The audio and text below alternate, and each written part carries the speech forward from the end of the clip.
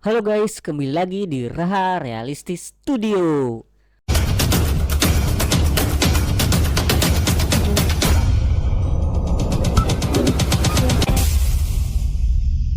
Oke, kali ini kita akan menganalisis karya animasi. Saya akan menjelaskan terlebih dahulu, di program analisis animasi ini kita akan memberikan feedback kepada karya dari teman-teman kita ya guys, dengan sesuai standar studio animasi.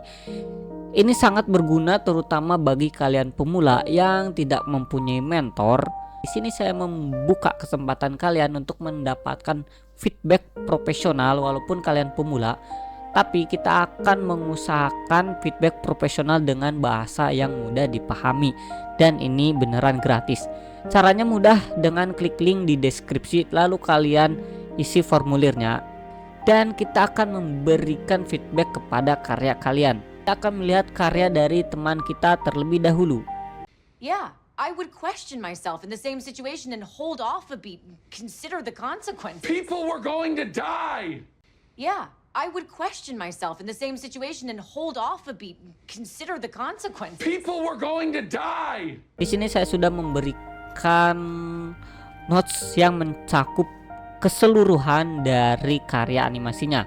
Oke, langsung kita mulai. Pertama adalah overall ya, dari keseluruhan karya animasinya. Style animasi realistis.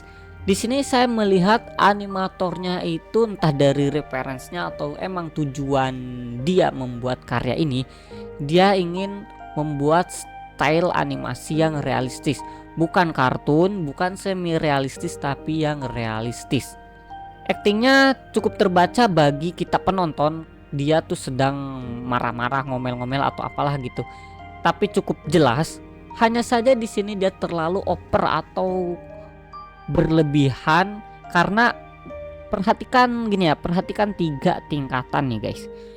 Ada biasa, kemudian sedang atau sangat.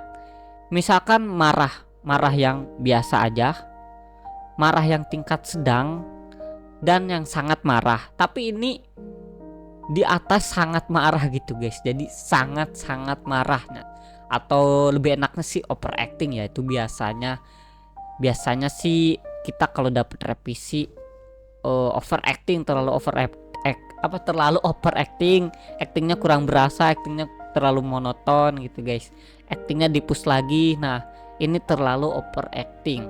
Secara gerakan animasi di sini masih terlalu kaku dan jerky ya guys. Perhatikan arts dan 12 prinsip animasi. Ya tidak masalah sih sebenarnya, untuk kaku dan jerky itu perlu latihan yang sering ya guys, karena kalau udah naik level itu akan terlihat dari gerakannya yang smooth, tidak kaku. Oke, dari komposisi layout cukup bagus. Peletakan karakter dan juga angle kameranya ya cukup oke. Movement kamera masih bisa diperhalus ya, handheld kameranya tuh masih kurang berasa sih. Coba kita play.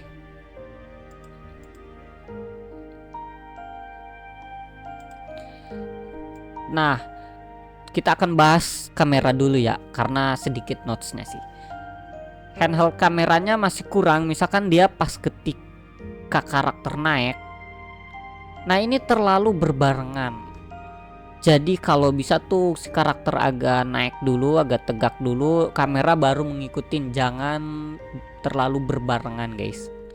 Dan juga di sini nanti nih di ending, nah ini ada apa nih? Nah, usahain itu nggak masuk ya, karena merusak komposisi. Oke, mungkin segitu aja ya. Ya lebih belajar lagi untuk menganimasikan kamera. Oke, mungkin itu aja. Kemudian kita akan lanjut ke frame 2. Di sini di pose line of action masih terlihat patah ya. Feeling saya nih kemungkinan rig lehernya juga tidak diposekan ya, atau tidak dianimasikan gitu, agar mengikuti arah line of action. Oke, jadi gini. Line of action dari karakter ini masih kurang, masih terlalu kaku. Analisa saya tuh karakter rig atau bones dari lehernya tuh nggak dimainin gitu guys. Nih kalau kita lihat nih, Ini versi versi salahnya nih. Ini versi agak mendingan gitu guys. Jadi mengikuti kepala dan badan itu seimbang. Kalau ini sebenarnya sih tinggal rotate dikit aja lah.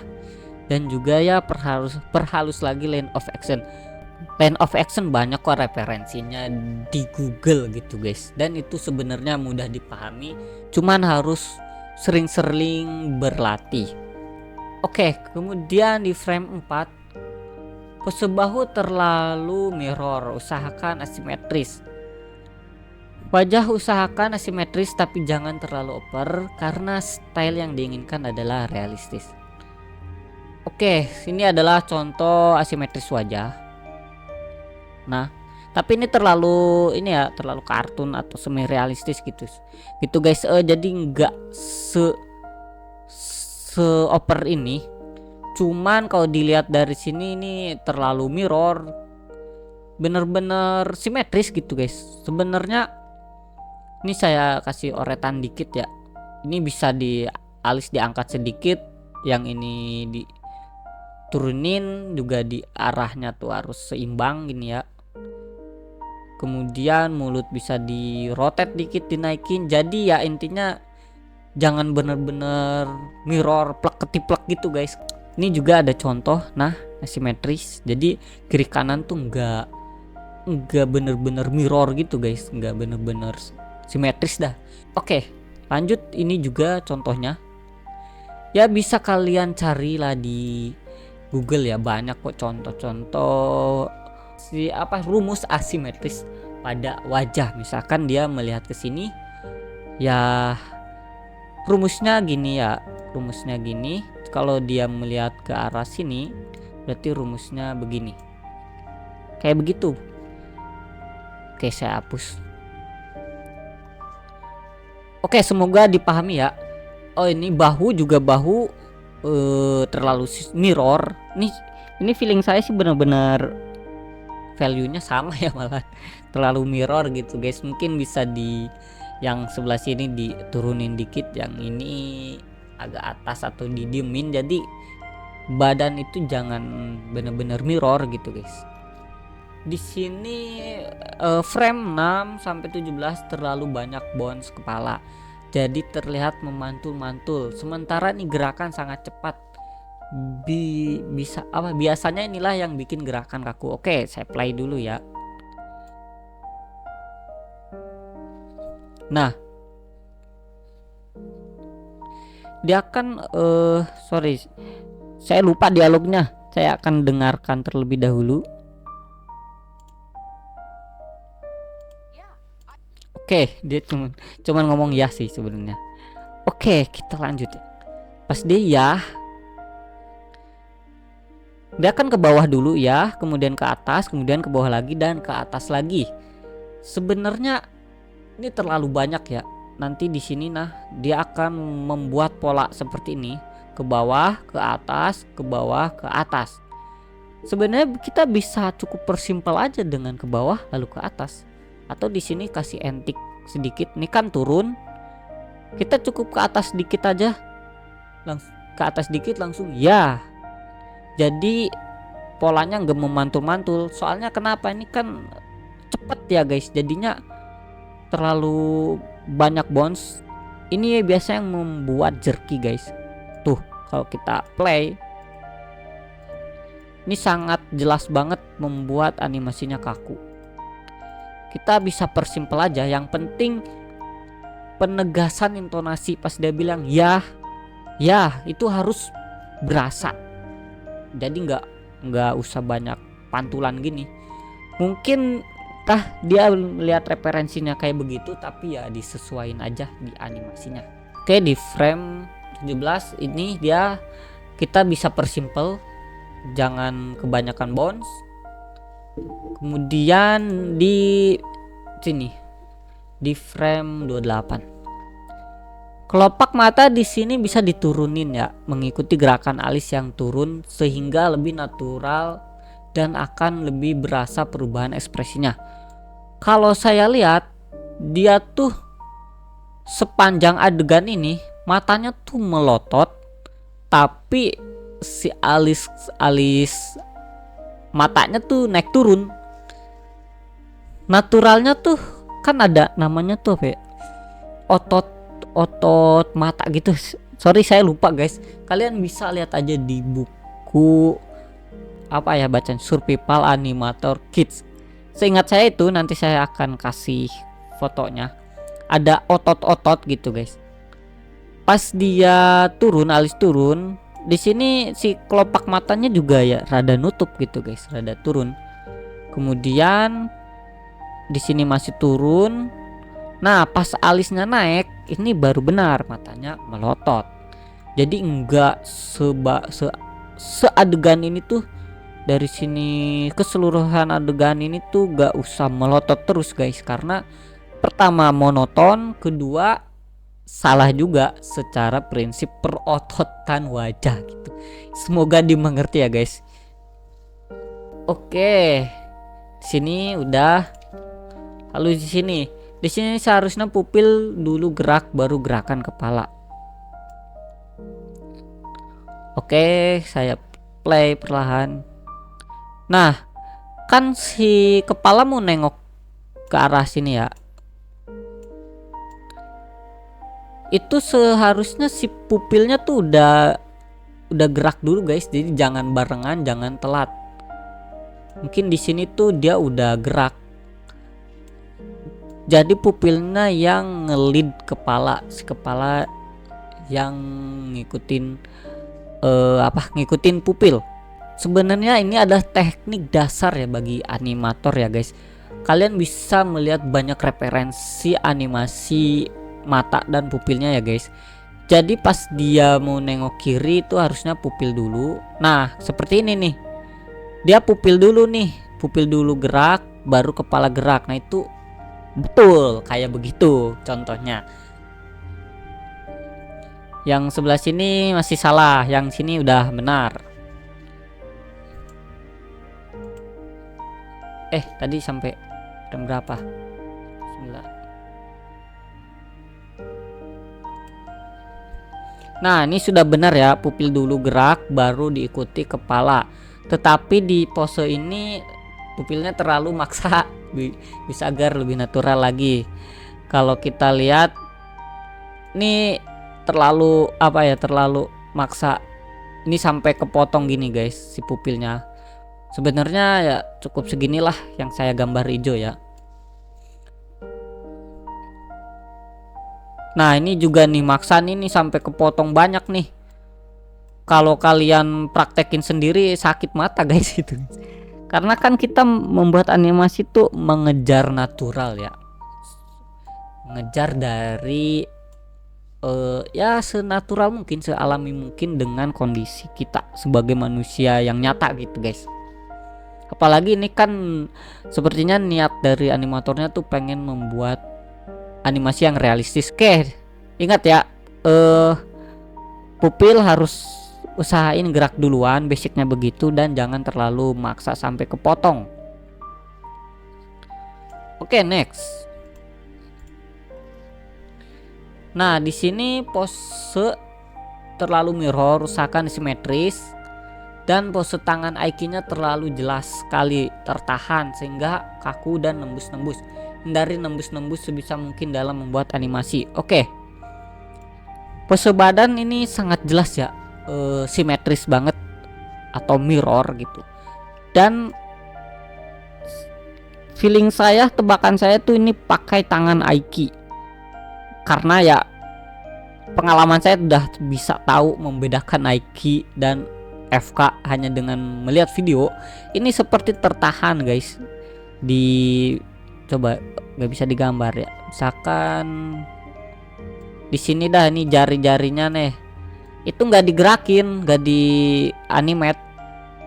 Jadi dia diem aja. Kalau bahasa apa sih biasanya saya menemukan tuh kayak dipaku gitu guys. Tertahan sehingga ya efeknya nembus karena nembus itu hal fatal yang gimana ya, sebenarnya hal simple jelas banget, tapi banyak animator lupa gitu. Jadi saya juga kadang lupa guys kalau ada yang nembus-nembus, cuman perlu banget dihindari karena animasi kita bisa di reject atau ditolak. Oke, lanjut ke sini. Nah, pose sedekap tangan masih kurang strong ya. Ini ada contoh. Masih sebenarnya gini ya, jujur nih. Sedekap tangan itu paling males saya lakukan guys, karena kadang rada-rada susah dan ribet gitu guys. Tapi kebanyakan dalam pengalaman saya itu sering banget menemukan pose sedekap tangan ini. Jadi mau gak mau kalian harus berlatih serapih mungkin dan berasa gitu guys, lebih strong lah. Kalau ini kan saya lihat tuh masih ngambang gitu, masih kurang lah. Oke, saya mau mengomentar ini bisa rada diangkat dikit juga si bahunya, ini rada turunin nih, masih nembus jari. Ya sebenarnya sih pose ini tuh cukup ribet ya, tapi bener-bener harus berlatih banget guys, karena kalian akan sering menemukan pose ini jika suatu saat sudah terjun di industri animasi. Oke, lanjut. Nah, di sini bahu bisa diangkat dulu agar penekanan di gerakan selanjutnya lebih berasa kuat. Oke, saya lupa dialog, saya akan play dulu. We're going to die. People were going to die. Oke. Kan dia menekankan bahwa gini ya, nanti banyak orang mati gitu. Nah, ketika tangan ini diangkat, bahu juga diangkat guys. Selama saya perhatikan nih, bahu bener-bener nggak dianimasikan, bener-bener diem. Sebenarnya tuh kalau kalian menggerakkan bahu ya, menganimasikan bahu itu, animasi kalian bisa lebih bagus gitu. Kadang kalau misalkan saya mentok nih, kira-kira biar lebih hidup lagi mau diapain ya, itu gerakin bahunya aja. Misalkan dia ngangkat, coba deh kalian praktekin tangan ngangkat kemudian bahunya diangkat, itu lebih penekanannya itu lebih berasa guys, ketimbang tangan ngangkat tapi bahu diem, itu gak natural. Nanti pas dia ke bawah gini, itu ada bedanya. Pas dia ngangkat dan begini tuh lebih, penekanan tuh lebih kuat dan posenya tuh nggak monoton.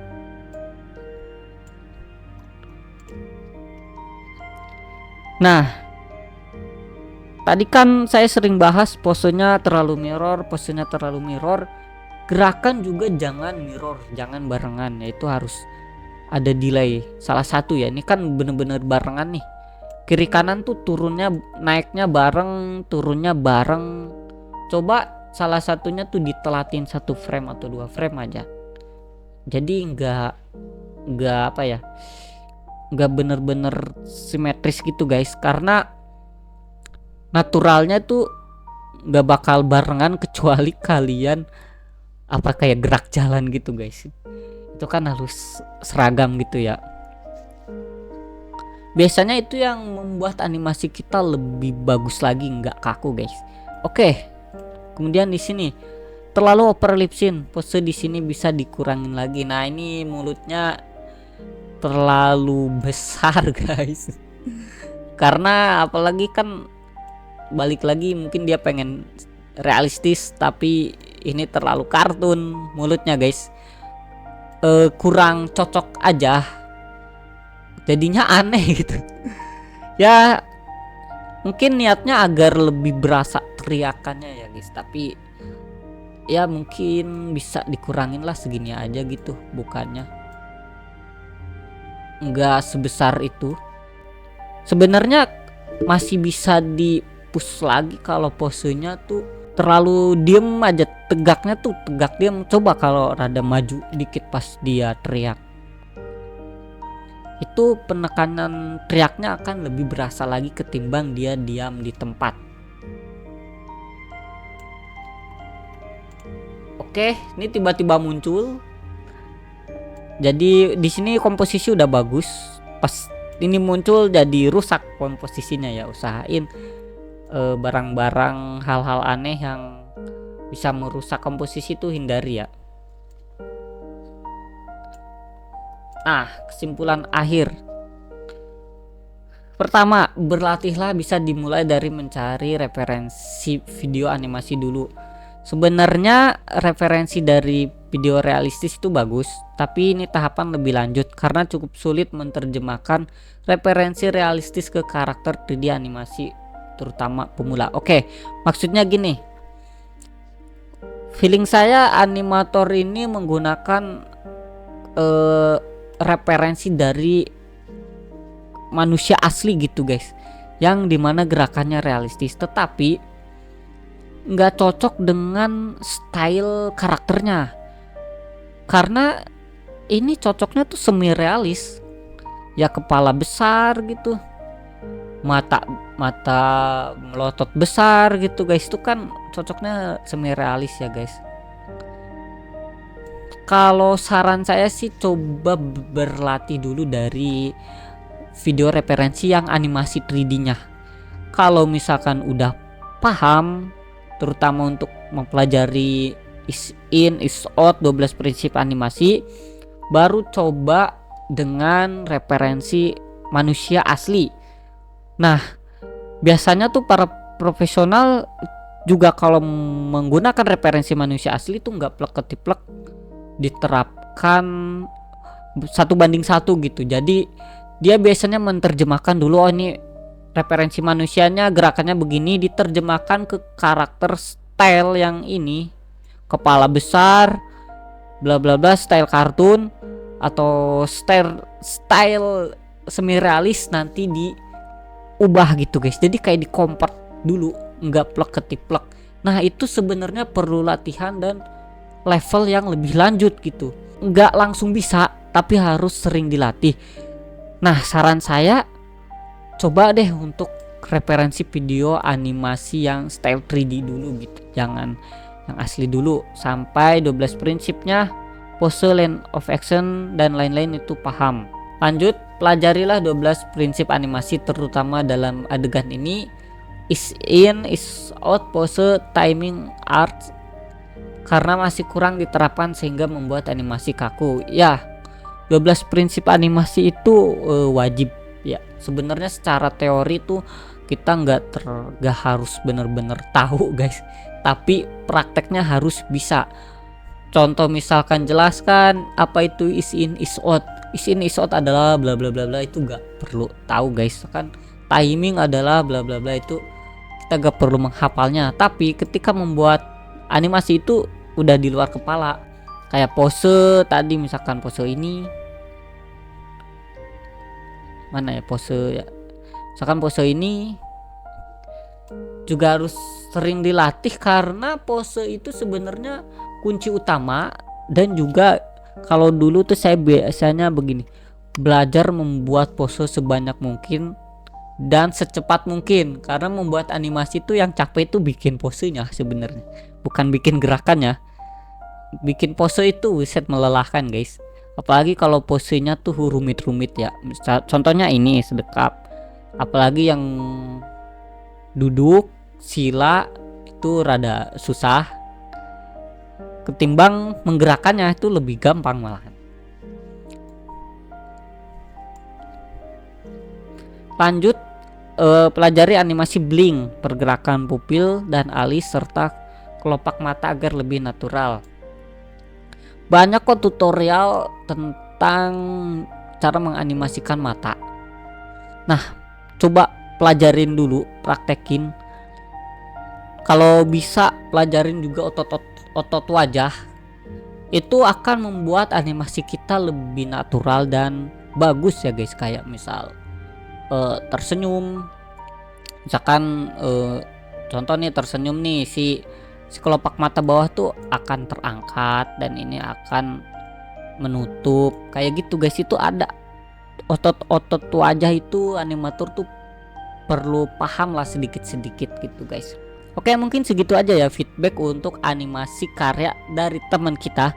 Jangan lupa like, subscribe, dan bagikan. Terima kasih.